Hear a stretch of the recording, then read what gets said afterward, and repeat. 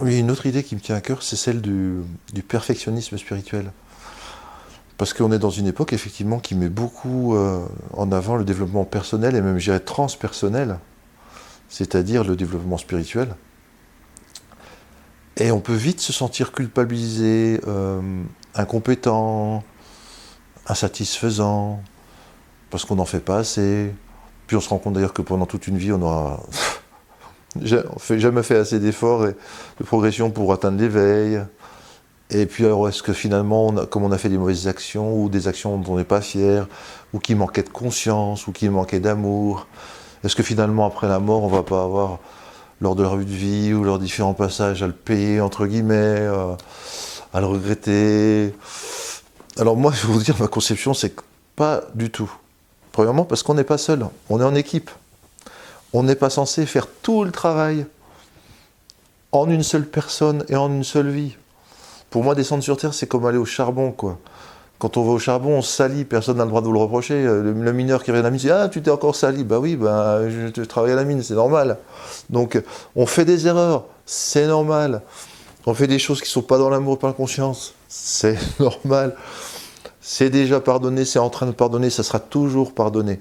Et ça, c'est pas moi qui le dis, c'est l'être de lumière quand des gens font leur revue de vie après. Euh, Lorsqu'ils font des expériences de mort imminente, ils s'aperçoivent de ce qu'ils ont fait aux autres, puis ils le vivent à la place des autres. Puis ils le voient même sous un point de vue supérieur, sage. Ils voient les tenants, les aboutissants, et comment chaque acte a eu un effet de contamination sur les autres. Oh là là. Bah, l'être de lumière qui assiste à ça, l'être plein d'amour et de connaissance, ne les juge pas. Il est toujours autant plein d'amour et de compassion. Et il leur dit: Mais mon gars, c'est normal, t'es un humain. Forcément, t'allais faire des erreurs. L'important, c'est que t'ailles dans la mine, t'as rapporté une petite pépite, bah, qui va se rajouter aux autres petites pépites que tes autres collègues âmes ont rassemblées. Et puis peut-être que tu y retourneras à la mine. Tu vas peut-être pas ça faire une seule fois. Il y aura des vies ultérieures. Et peut-être pas seulement sur Terre, dans d'autres dimensions ou dans d'autres univers. Il n'y a aucun souci. T'as tout le temps. Cool, c'est déjà bien ce que tu as fait d'avoir accepté de quitter le paradis entre guillemets de la conscience totale pour bosser dans la matière, quoi. Donc ça, il y a vraiment pas trop à s'en faire. Euh, Même, alors, Kenneth Ring, qui est un psychologue américain spécialisé dans les expériences de mort imminente, quand il parle de la façon dont tout est déjà pardonné et tout le sera, les gens disent: Même Hitler? Et il dit: Ouais, même Hitler. Simplement, Hitler, au moment de la revue de vie, bah, il va avoir à vivre à la place des autres pour conscientiser, extraire de l'erreur la leçon, l'apprentissage. Donc ça va pas être cool pour lui. Mais c'est pas une punition. C'est déjà décidé. L'âme avait déjà décidé de faire des erreurs, parfois des grosses erreurs, pour accumuler encore plus de connaissances. Et parfois même on dit les gens qui sont des tyrans, nos ennemis sont des maîtres qui sont venus pour nous apprendre à être vraiment, malgré la douleur, malgré la peur, malgré la souffrance et la maladie, malgré les trahisons, qu'est-ce que c'est de garder son cœur ouvert, de ne pas le fermer. Olivier Clerc parle même de qu'est-ce que c'est que le pardon. Ben c'est finalement c'est de se pardonner à soi, d'avoir fermé son cœur face à celui qui nous avait fait du mal. De se pardonner à soi, de s'être démis de sa responsabilité de garder le cœur ouvert. Ah, il m'a fait mal, donc c'est de sa faute si je ferme mon cœur. Non, ton cœur, tu peux toujours le laisser ouvert, même saignant, et c'est ça l'amour.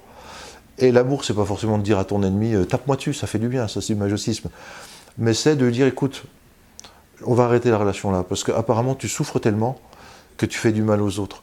Et moi, par respect pour moi, je ne veux pas être soumis à ta souffrance. Je te souhaite vraiment, avec beaucoup de compassion, de sortir de ta souffrance pour retrouver le bonheur qui te permettra d'être gentil avec toi-même et avec les autres. Mais non, on va arrêter là. C'est ça l'amour. C'est pas agresser son ennemi, mais lui dire juste non, je veux pas rentrer là-dedans, quoi. Donc, apprendre à aimer, on l'apprend d'autant plus avec des partenaires qui sont difficiles. Un boxeur, quand il s'entraîne pour un championnat, quand il prend un sparring partner, il ne va pas prendre une mauviette, il va prendre un bon, parce que là, il faut qu'il y ait du répondant. Et là, il apprend des trucs, le boxeur. Donc c'est pareil, nos soi-disant ennemis, souvent, en fait, ce sont des âmes entre deux vies qui se sont mis d'accord, qui sont bien copines, bien amoureuses l'une de l'autre, et qui disent: bah, moi, dans la prochaine vie, tu sais, je serai le mec, le mari pénible qui te casse les pieds, qui s'est soumettre, mais toi tu seras la femme qui va se plaindre d'être soumise et d'être tyrannisée. On est d'accord? Oh super, merci, hein, c'est sympa de me prêter main forte pour que j'apprenne à aimer dans ces conditions horribles-là.